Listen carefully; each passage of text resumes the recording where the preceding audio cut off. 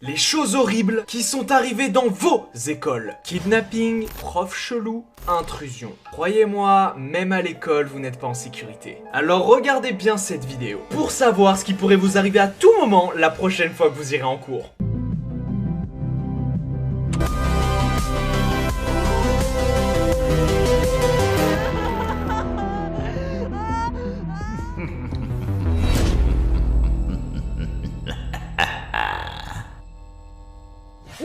Wesh mon gang, moi je suis chaud aujourd'hui les gars, je suis chaud pourquoi? Parce que c'est le volume 2 des histoires d'horreur à l'école, le premier épisode qui s'affiche juste là, vous a beaucoup trop plu. Je suis beaucoup trop content de retourner ça aujourd'hui, on va tout simplement voir ce qui vous est arrivé et ça...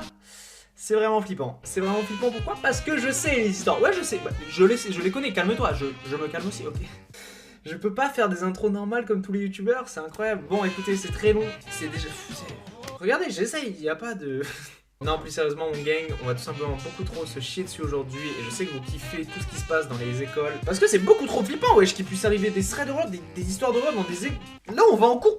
C'est un truc de fou. Bref, on va tout de suite commencer avec la première histoire qui tape très fort dès le début. Voilà, là j'ai pas gardé oui, la troisième elle fait plus peur que les autres, reste pour le watch time. Non, là les trois histoires elles déglinguent sa race. La troisième un peu plus parce qu'il y a un mystère qu'on a découvert. Quoi, j'ai rien dit. Allez, c'est parti, on part pour la première histoire. Mais avant ça, évidemment, je suis youtubeur. C'est une obligation pour moi de te dire ça, mais abonne-toi à la chaîne parce que je sais que t'es pas abonné, d'accord? Tu regardes peut-être souvent mes vidéos, mais t'as pas pensé à t'abonner. Donc le seul moyen de me remercier entre guillemets de mes vidéos, que je kiffe faire avec vous, c'est tout simplement de rentrer dans la famille, de rentrer dans le gang, de descendre ta souris et d'appuyer sur s'abonner. C'est tout, ça te prend 2 secondes et moi ça me régale, d'accord? Ça régale moi, ça régale tout le monde. Alors s'il te plaît, abonne-toi. Sinon on se reverra peut-être plus jamais sur YouTube et c'est dommage. On passe tout de suite à la première histoire d'horreur. Je vais lancer le jingle avec ma coque. Hey, jingle! C'est nul, je suis le plus nul youtubeur. Cette première histoire nous provient de Loana. Loana a 16 ans au moment des faits. Elle se trouve donc au lycée. Loana est nouvelle dans son lycée, c'est-à-dire qu'elle a déménagé récemment dans cette ville puisque son père a trouvé un nouveau travail, il a été muté. C'est hyper courant, vous connaissez, voilà, les parents qui doivent changer de région pour travailler, on connaît. Grosse force à tous ceux à qui ça arrive et qui doivent souvent changer de région d'ailleurs. Bref, Loana, elle est hyper sociable, donc c'est-à-dire qu'elle a l'habitude de bouger plus ou moins de ville en ville et à chaque fois au lycée elle se refait des nouveaux potes, donc elle se refait très vite des nouveaux potes. Et parmi ses potes, il y en a un qui est un petit peu spécial, qui s'appelle Benjamin. Pourquoi Benjamin est spécial? Tout simplement parce que Benjamin est un des surveillants du lycée. Alors oui, c'est un surveillant qui est assez jeune, qui a dans la trentaine, mais il est ultra cool avec les élèves, c'est-à-dire qu'il a les mêmes délires qu'eux, il les comprend à 100%, il les engueule jamais, enfin vraiment on connaît tous au moins un surveillant cool, d'accord, dans notre école. Bref, Loana devient également pote avec ce Benjamin en fait, et délire avec ses potes, et quand elle le croise, voilà, elle lui dit bonjour, mais ça va pas plus loin que ça, ils sont 2-3 vannes par-ci par-là, et même les autres potes de Loana délirent avec ce Benjamin. Sauf que Benjamin a un certain intérêt pour Loana, dans le sens où il délire vraiment beaucoup plus avec Loana apparemment qu'avec les autres. Et Loana le comprend, et elle est en mode bah c'est cool, franchement on rigole bien, mais elle se prend pas du tout la tête avec ça, elle se dit tout simplement que c'est un surveillant, elle va en cours, elle rigole avec ses potes, elle rigole des fois avec lui, quand elle le croise dans la cour ou des trucs comme ça, mais ça s'arrête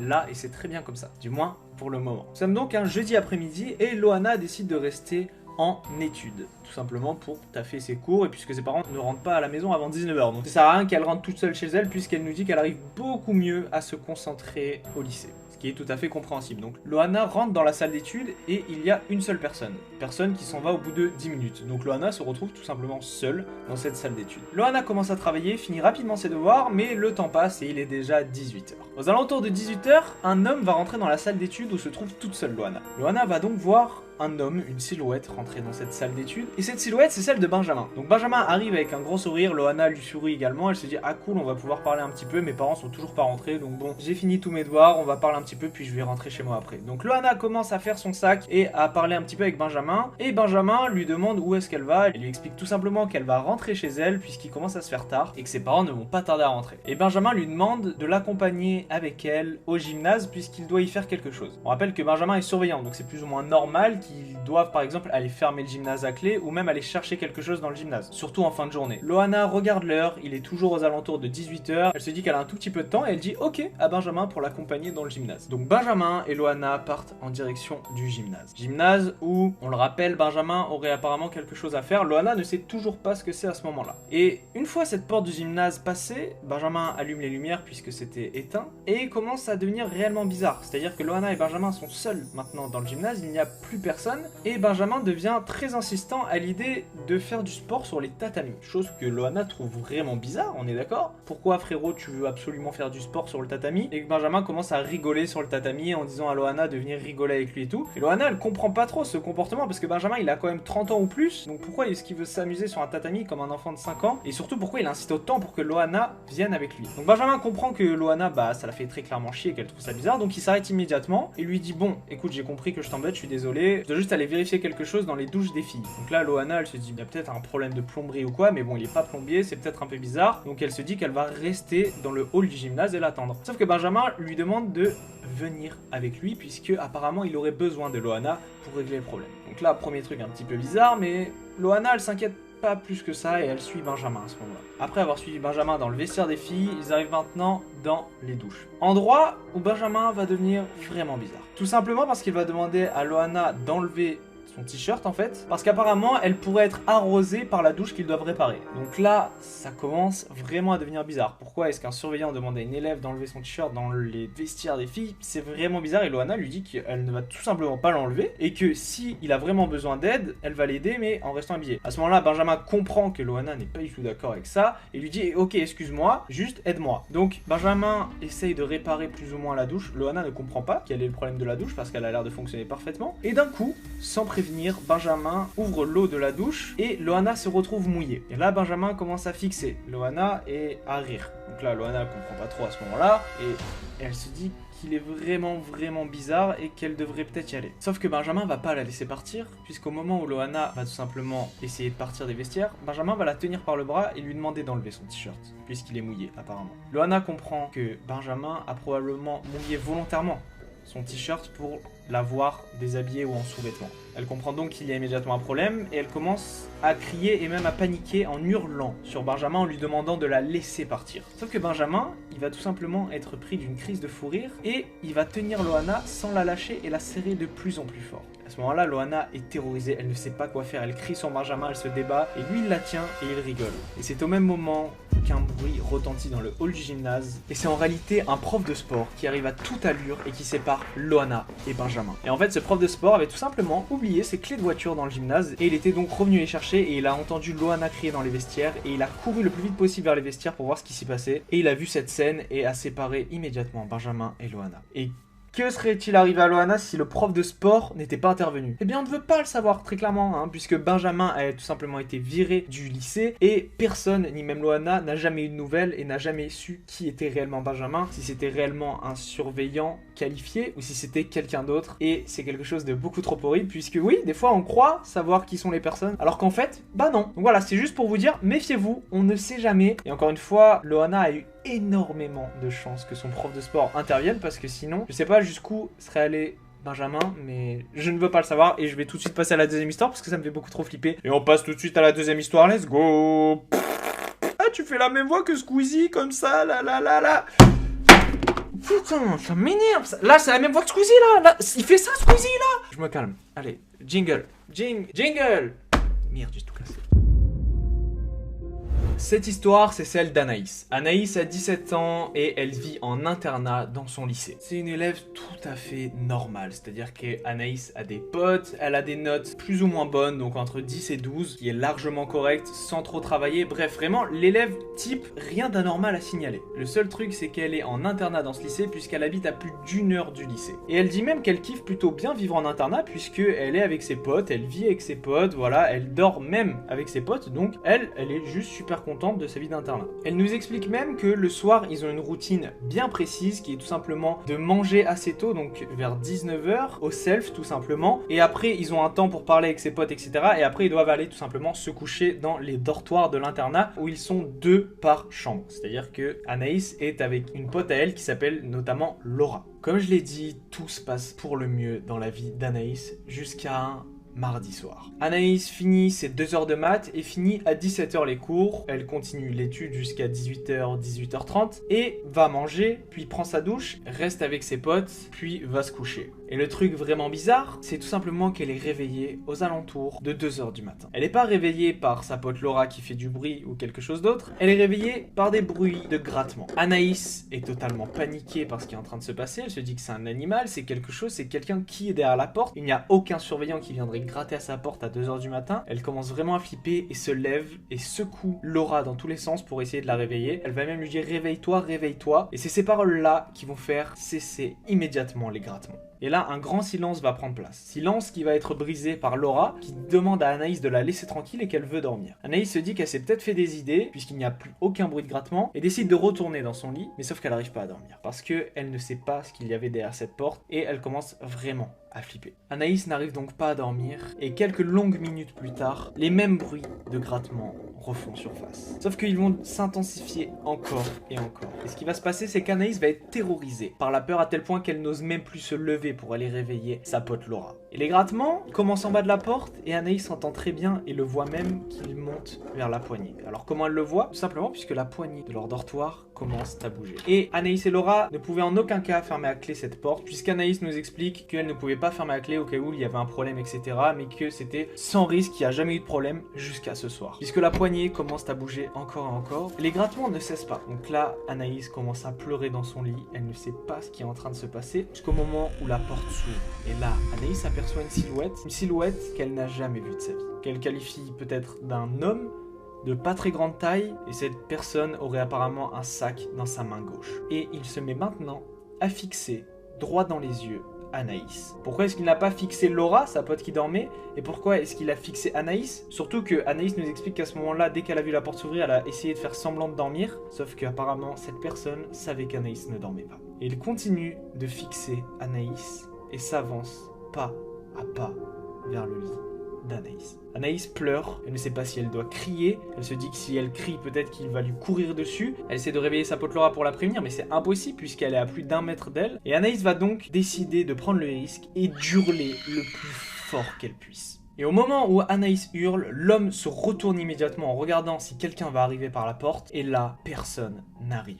Un immense silence retentit encore une fois, sauf qu'il va être brisé encore une fois par Laura qui demande qu'est-ce qui se passe avant de voir cet homme. C'est maintenant Anaïs et Laura qui sont terrorisés et qui ne savent pas quoi faire. L'homme arrive au niveau du lit d'Anaïs. Anaïs est pétrifiée par la peur, elle n'arrive plus à bouger, même plus à crier. Et l'homme va tout simplement s'asseoir au pied du lit d'Anaïs et continuer de la fixer. C'est horrible. Jusqu'au moment où Anaïs entend au loin des bruits de pas, comme si quelqu'un ou plusieurs personnes couraient en direction de la chambre d'Anaïs en poussant des cris.